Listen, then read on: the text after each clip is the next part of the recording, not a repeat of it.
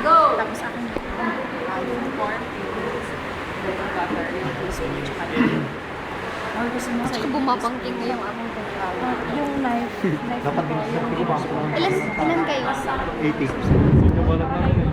kasi laban Yung balak na bako. Mag-mabilis yun. Tapos tulungan ko naman. Hindi tol, kapag nataranta yung naglalagay ng utensils, mabagal na. Dapat balance na lang kayo. Para pag natapos mo yung sayo, tapos ka na. Bahala na siya. Oo. Kung may tiwala ka sa sarili mo, ha. Tapos basaan na yung utensils eh. Pag kilapag mo, iikot na siyang gano'n.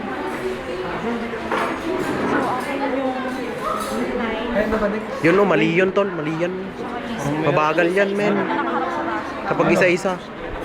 Hindi. Yun o yung... Baso lahat na yun.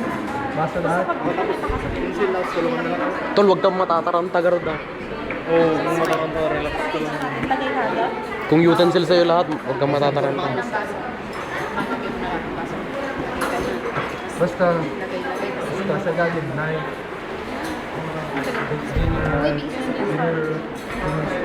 Basta mas maliit ka. Basta pag ganun yung level ng...